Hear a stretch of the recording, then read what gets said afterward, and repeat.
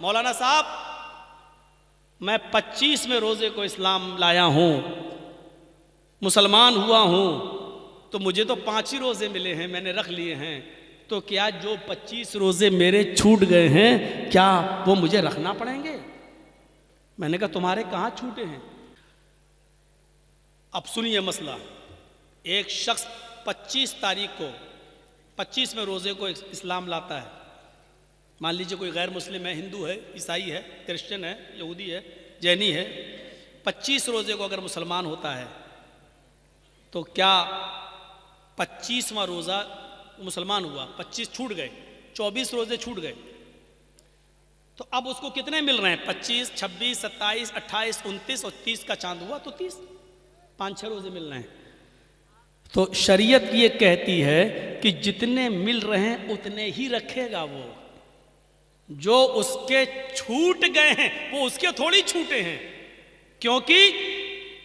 وہ مسلمان تھا ہی نہیں، اس پر اس وقت اسلام کے قانون نافذ ہو ہی نہیں رہا تھا، اس نے کلمہ ہی نہیں پڑھا تھا، کلمہ تو اس نے 25ویں روزے کو پڑھا ہے، اس لیے جتنے روزے باقی ہیں وہ رکھے گا، اور جو چھوٹ گئے ہیں 24، 25 وہ نہیں رکھے گا، کیونکہ اس وقت وہ مسلمان تھا ہی نہیں جب رمضان کا مہینہ آیا۔ پہلی چیز۔ دوسری چیز ایک اور سنیے، مان لیجئے 5:30 بجے آپ کے ہاں روزہ افطار ہوتا ہے، سورج 5:30 بجے ڈوبتا ہے، اور کوئی شخص 5 بجے اسلام لا رہا ہے، 25واں روزہ ہے، 5 بجے اسلام لایا، جرجستان میں اسلام، اشہدو ان لا الہ الا اللہ و اشہدو ان محمدًا عبدہ و رسولہ، 25ویں روزے کو 5 بجے اسلام لایا ہے، اس کا روزہ یہیں سے شروع ہو گیا ہے۔ ابھی جو 5 بجے تک جو اس نے کھایا پیا وہ سب معاف، کیونکہ اس وقت تک اس کے اوپر اسلام نافذ تھا ہی نہیں، وہ مسلمان نہیں تھا، اس لیے وہ سب نہیں۔ 5 بجے اسلام لایا ہے تو 5 بجے سے ہی اس کا روزہ شروع ہو گیا، اسلام کے قانون اس کے اوپر نافذ ہو گئے، اور 5:30 بجے وہ روزہ کھول لے گا اور اس کا یہ روزہ پورا مانا جائے گا۔ 25واں روزہ آدھا گھنٹہ رکھا لیکن پورا 25واں روزہ مانا جائے گا۔ اب 25واں جوڑا جائے گا، 26واں رکھے گا، 27واں، 28واں، 29واں، 30واں یہ رکھا جائے گا، اور اس سے پہلے جو چھوٹ گئے وہ ایک بھی اس کو نہیں رکھنا پڑیں گے، کیونکہ اس وقت تک وہ مسلمان نہیں تھا۔ ان مسئلوں کو ذہن میں رکھیے، یہ چھوٹے چھوٹے مسئلے ہیں، اپنے ذہن میں ان مسئلوں کو رکھیے اور یاد کریے۔ اسی لیے کہتے ہیں کہ کچھ دینی تعلیم بھی سیکھ لیجیے،